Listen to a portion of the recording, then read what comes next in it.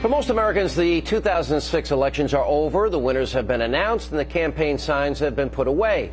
But for Floridians in the 13th congressional district, every day since November the 7th, well, that's been like Groundhog's Day. Now, Florida has declared that the Republican Vern Buchanan won the election, but Democrats think that their candidate, Christine Jennings, has won and that the voting booths just malfunctioned. So what do Democrats want? A whole new election or the results adjusted using statistical sampling to determine what the vote would have been? Joining us now, Florida's Congressman-elect Vern Buchanan. Vern, first of all, congratulations on your victory. It was close. It was about, what, just a little fewer than 400, correct? Yeah, about 369 votes, Sean. It was a tight race. All right. Now, by state law and the Democrats' request, there's been not one, but there's been two recounts, correct? There's been three counts, the original count and two more. Okay. And then we were certified. All right, and the vote's been certified. Democrats are suggesting that they had these defective voting machines that cost them the race. They point to Sarasota County, the most Republican county, by the way, and they talk about 18,000 what they called undervotes here.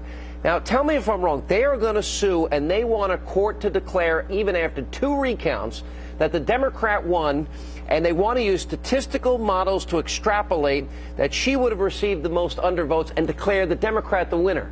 Are they really, this is what they're doing?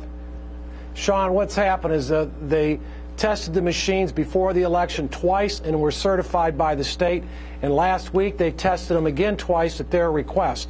So with the counts been held 3 times, the machines have been tested 4 times. This election is being hijacked by special interest groups from around the country and high-priced lawyers. They're coming here wanting to steal this race. Well, and that's the point. You know what? We had a close race in Montana for the Senate. We had a close race in Virginia for the Senate. We had a lot of close races. It seems every time Democrats lose, like John Kerry was whining about Ohio, he lost by 130,000 votes, that they want to do this here. But Sarasota County, that's the largest Republican county. Your opponent, it was the only county that she actually even carried. But how do they come up with this extrapolation that somehow they'd give more votes, the undervotes, to the Democrats? How do they figure that out? I think their mindset is that there was a Republican member, an incumbent, was in Connecticut, lost by 87 votes.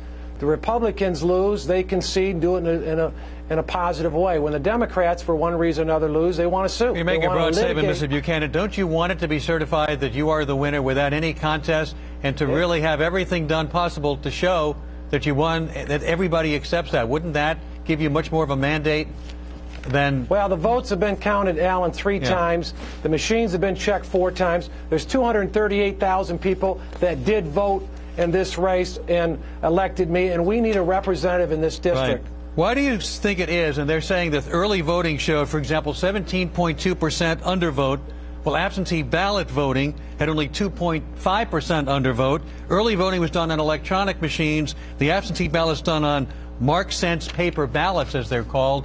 Why such a discrepancy between one style of voting and another in terms of the undercount?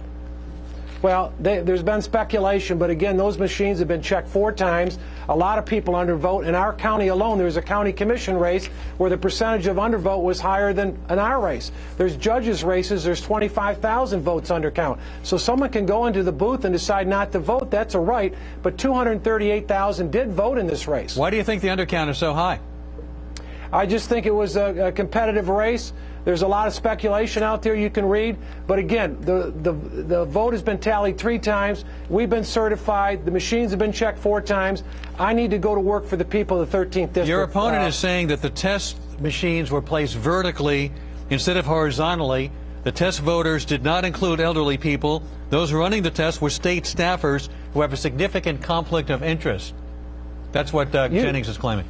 Yeah, you can get all these third-party groups that she's got in, all these high-priced lawyers, and you can undermine any system in the country. What she's doing is destroying democracy in our area, and we need to get on it and represent the people. The people have spoken, and we need to move forward for their benefit. You put out a press release, by the way, saying that people abstained from voting because of displeasure with the elections. You put that in your own press. That would include you. That's an interesting thing for you to put in there. Well, there's 6 people that ran in our county. It was an open seat. It was Catherine Harris's seat. It was a very tough battle in the primary section. We're referring to that, but that's been over. There's been a lot of speculation. Again, the votes have all been counted. It's unbelievable what they're doing now. They will follow the story. Thank you.